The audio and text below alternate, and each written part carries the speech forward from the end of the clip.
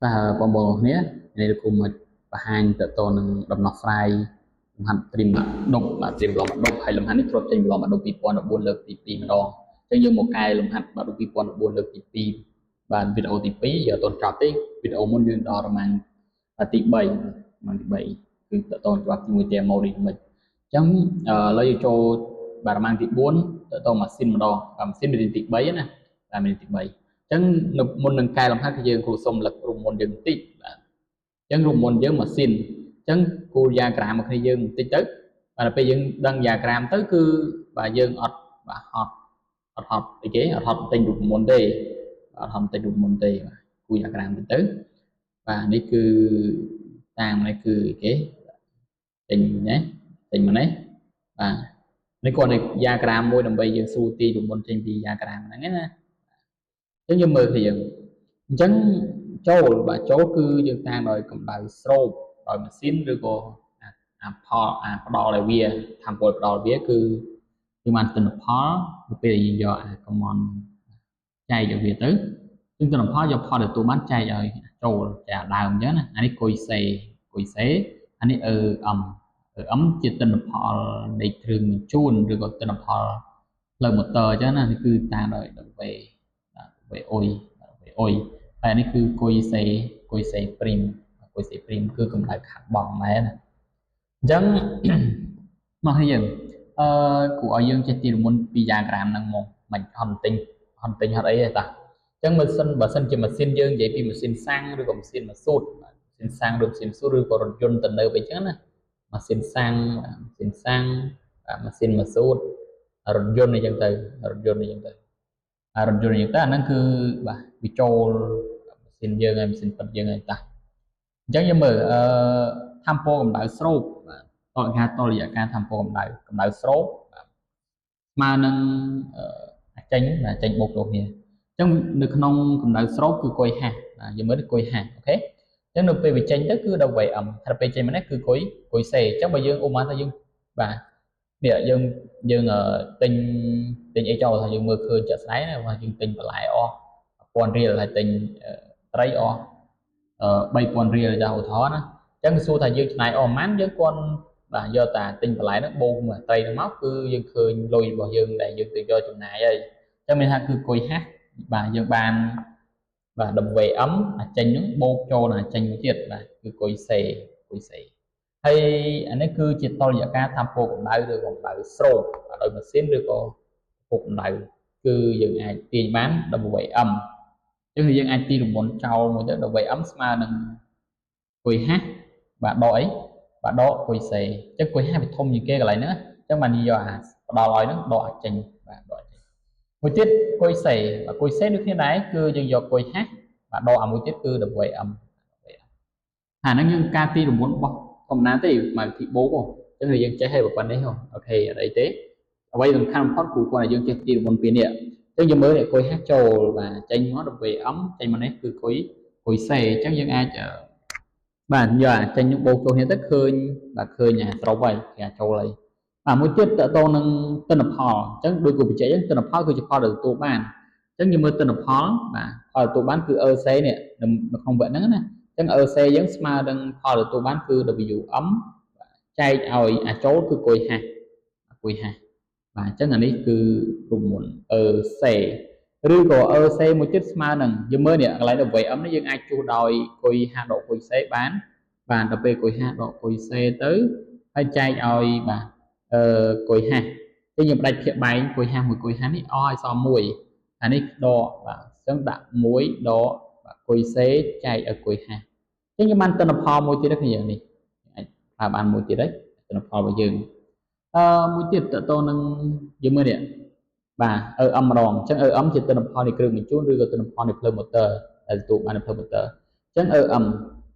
បាទទិន្នផលគ្រឿងបញ្ជូន EM បាទ EM ស្មើនឹង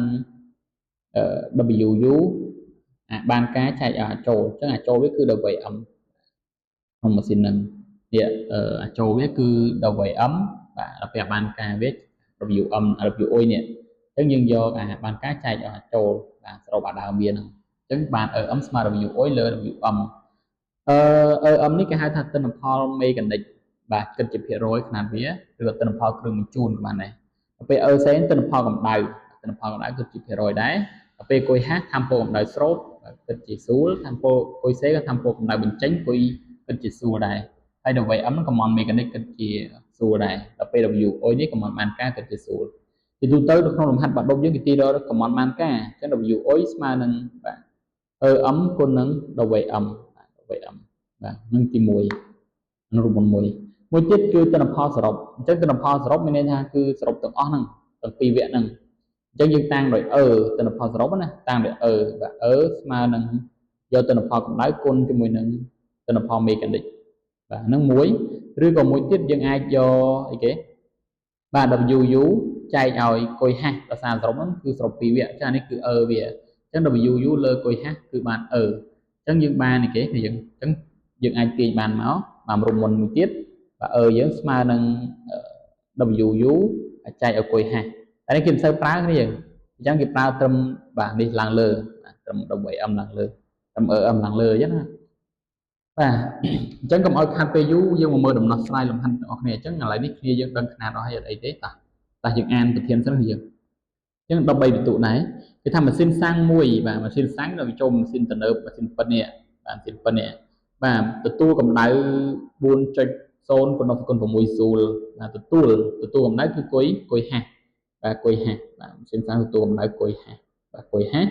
ហ្នឹងទទួលក៏បានស្រូបក៏បានដែរគ្នាបាទគុយហាស់មួយទៀតគឺថាវាមានទិន្នផលយ៉ាជាស្រ័យនេះវាមានទិន្នផលកម្ដៅគឺសេ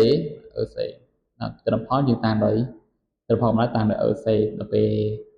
តាមដោយសេគេឲ្យយើងសំណួរកគេគណនាកំមន់មេកានិកបាទកំមន់មេកានិកដែលផ្ដល់ដោយពីស្តុងបាទ VM បាទ VM គេឲ្យរក WM អូខេតមកទៀតគេថាខតើកម្ដៅដែលភាយចេញទៅបរិយាកាសមានតម្លៃប្រមាណអញ្ចឹងកម្ដៅដែលភាយចេញទៅបរិយាកាសមានប្រមាណគឺគុយអីបាទគុយសេគេសួរគុយសេស្មើប្រមាណសួរអញ្ចឹងណាបាទក៏គេថាទិន្នផលគ្រឿងបញ្ជូនឬក៏ទិន្នផលមេកានិកជាងតាមដោយ EM ស្មើនឹង 0.85 បាទ 0.85 អត់មានຂະຫນាតទេអានេះបាទគេគណនាកំមន់បាទដែលទទួលដោយភ្លើងម៉ូទ័រអញ្ចឹងកំមន់ដែលទទួលភ្លើងម៉ូទ័រគឺ WU ឬក៏ WOI ដល់ពេលកំមន់ដែលធ្វើដោយពីស្តុងគឺ WM ដល់ដោយពីស្តុងគឺ WM បាទអញ្ចឹងយើងមើលយើងមាន EC ហើយយើងមានបាទគុយហាស់អញ្ចឹងយើងមើលរូបមន្តយើងអីទៅតទៅមួយ WM មានអីខ្លះមានគុយហាស់ស្មើ WM បូកគុយសេបាទគុយហាស់ស្មើ WM បូកគុយសេហើយសួរថាយើងមានគុយសេអត់យើងមានគុយហាស់ប៉ុន្តែគុយសេយើងអត់មានទេបាទយើងអត់មានទេអញ្ចឹងយើងរករូបមន្តនេះអត់បានទេបាទអត់បានទេអាចគិតវាមួយទៀតយើងមើលមួយទៀត EC បាទ EC ស្មើអីគ្នាបាទស្មើ WM ចែកឲ្យគុយហាស់អញ្ចឹងគុយហាស់យើងដឹងអីដឹង EC ដឹងអីដឹងអញ្ចឹងយើងគេរក WM បានទេចឹងបានអូខេតោះអញ្ចឹងយើងមើលដំណោះស្រាយទៅយើងដំណោះស្រាយក៏បានចម្លើយក៏បានណាបាទសំណួរកគណនាកំមន់មេកានិកអញ្ចឹងគណនាកំមន់មេកានិកគឺយើងតាំងដោយ WM សំដៅពណ៌នេះម្ដងជួនបន្តិចតាមបាទរូបមន្តតាមរូបមន្តEC យើងស្គាល់ EC យើងរកតាមនេះរកអត់ចេញទេយើងអត់ស្គាល់គុយសេណាអញ្ចឹង WM ចែកឲ្យគុយហាស់អញ្ចឹងយើងចង់បានគេចង់បាន WM ត្រូវអញ្ចឹងយើងទាញរក WM មកវិញចង់បានអីទាញរកនឹងមកទាញរក WM អញ្ចឹងយើងមើលគុយហាស់គុណចែកមួយ WM អញ្ចឹងយើងចង់រកវាគឺយើងបោះខាងខាងទៀតចែករបស់នេះគុណបាទអញ្ចឹងយើងបានEC គុណជាមួយនឹងគុយហាស់គុណមួយគុយហាស់អញ្ចឹងយើងដាក់បំរាប់គេតិចមកយើងដោយEC យើងគេឲ្យមក0.បាទនេះគេឲ្យភាគរយ 0.40 ឬក៏ 0.4 បាទដល់ពេលគុយហាស់បាទថាមពលផ្ដល់ឲ្យម៉ាស៊ីនហ្នឹងគឺក៏ទទួលដោយម៉ាស៊ីនហ្នឹងគឺ4គុណដល់គុណ6អា0ហ្នឹងមកយកបានយើង0.នោះអត់មានអត់អីទេបាទគុណ6គុណ6សួលជាស្រេចអញ្ចឹងគេបានមកបាទគេបានWM កំមន់មេកានិកបាទ EC យើង 0.4 បាទគុណជាមួយនឹង4គុណដល់សេគុណ6អញ្ចឹង 0/4 គុណ4វាបាន 1.6 រៀង 1.6 គុណ10សេគុណ6 joule អញ្ចឹងយើងមិនបែកនេះទុកចឹងក៏បានដែរបាទទុកចឹងក៏បានដែរបាទដូចនេះដល់វ័យ m យើងបែកទៅបាន11គុណ10សេគុណ5 1.6 គុណ10សេគុណ6 joule អូខេបាទសំណួរកចប់ហើយអូខេដល់ពេលសំណួរខយើងគេឲ្យយើងធ្វើអីគ្នាកម្ដៅដែលបញ្ចេញទៅបរិយាកាសគឺគុយសេបាទរកគុយសេមកអញ្ចឹងយើងរកតាមតរយៈការធ្វើពណ៌កម្ដៅមកលឿនរៀងអញ្ចឹងខបាទកណនីកម្ដៅបាទធ្វើពណ៌កម្ដៅដែលភាយចេញទៅបរិយាកាសអំពុលកម្ដៅបញ្ចេញទៅបរិយាកាសបាទបរិយាកាសបាទអញ្ចឹងអានឹងគេតាំងដោយគុយសេបាទគុយសេអញ្ចឹងយើងដាក់មកគឺយើងតាមរូបមន្តតរយៈការធ្វើពណ៌កម្ដៅបាទគឺគុយហាស់បាទស្មើនឹងWm បាទបូកគុយសេបាទបូកគុយសេមកទីរក Wm ទីរកគុយសេមកកម្ដៅបញ្ចេញគុយសេបាទគុយសេស្មើនឹងបាទគុយហាស់ដក Wm បាទដក Wm អញ្ចឹងយើងដាក់ដោយមករៀងដោយបាទគុយហាស់យើងមិនដាក់តិចបានតែយើងដាក់មកតា4គុណ10គុណ6 joule Wm រកឃើញមិញមែនបាទ1.6គុណ10សេគុណ6 joule ដែរអញ្ចឹងគេបាន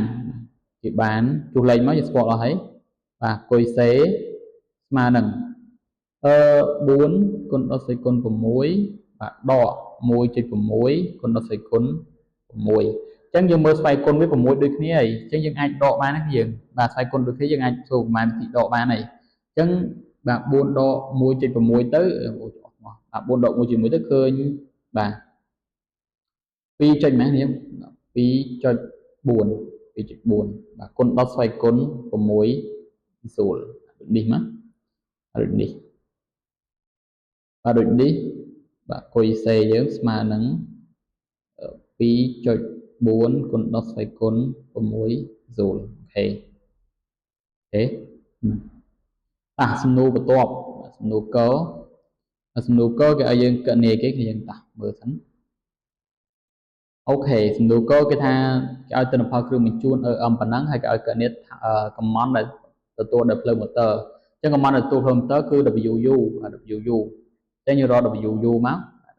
កបាទកណនីបាទ command ទទួលដោយភ្លើងម៉ូទ័របាទទទួលដោយភ្លើងម៉ូទ័រនេះជាងស្អ៊ូបាទទទួលដោយភ្លើងម៉ូទ័របាទទទួលដោយភ្លើងម៉ូទ័រគឺ WU ឬក៏ WI អញ្ចឹងយើងប្រើតាម EM មកដោយសារយើងស្គាល់ EM រៀងស្គាល់ EM អ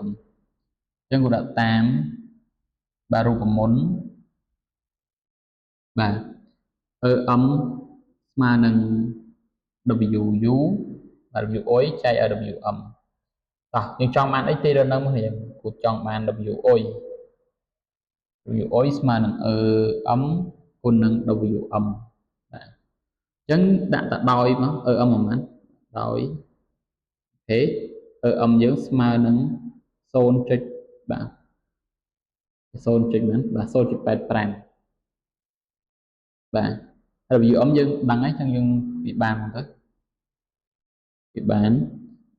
WI ស្មើនឹង 0.85 គុណជាមួយនឹង 1.6 គុណ10សេគុណ6អញ្ចឹងចម្លើយឃើញបាទគុណលេខមកឃើញមែនគ្នា 1.36 គុណ10សេគុណ6អូខេគុណ6បាទខ្នើយគិតជា joule អញ្ចឹងយើងនេះគឺ WM អញ្ចឹងយើងត្រូវដាក់ដូចនេះគេផងណាបាទពេលធ្វើលំហាត់ដូចនេះគេព្រោះដាក់ដូចនេះគេដកបន្ទុកយើងហើយហ្នឹងហើយអញ្ចឹងត្រូវដូចនេះគេអញ្ចឹងតើតម៉ាស៊ីនគឺយើងមានកន្លែងណាឆ្ងល់អាចសួរបានហើយជាទូទៅបាក់ដុបគេចេញប៉ុណ្ណឹងអញ្ចឹងសង្ឃឹមថាគ្នាយើងអាចយល់ហើយអាចអនុវត្តបានដល់ពេលដែលគេចេញម្ដងទៀតបាទហើយអាសាចេញមែនតើម៉ាស៊ីនពួកអញ្ចឹងណាមានច្រើន2000យើងអាចមើល2014 2015 2018 2016អញ្ចឹងទៅបាទអញ្ចឹងយើងអាចមើលបានអញ្ចឹងដំណោះស្រាយមានប៉ុណ្ណឹងអ្វីសំខាន់គឺយើងថ្ងៃហ្នឹងយើងអាចបាទចេះពីរមុនពីរូបមួយហើយយើងអាចអនុវត្តលំហាត់បានហើយ ចឹងសង្ឃឹមថាគ្នាយើងមើលវីដេអូនេះហើយចេះបាទលំហាត់បែបនេះទាំងអស់គ្នាបាទចេះលំហាត់ម៉ាស៊ីនហើយយើងអាចធ្វើបាន15បន្ទុកនៅថ្ងៃប្រឡងបាក់ឌុបចោះបើសិនជាចេញណាចឹងសង្ឃឹមថាគ្នាយើងអាចធ្វើបានបាទចឹងវីដេអូនេះគូមានប៉ុណ្្នឹងទេអរគុណបងប្អូនបាទជម្រាបលាបាយបាយជួបគ្នានៅវីដេអូក្រោយ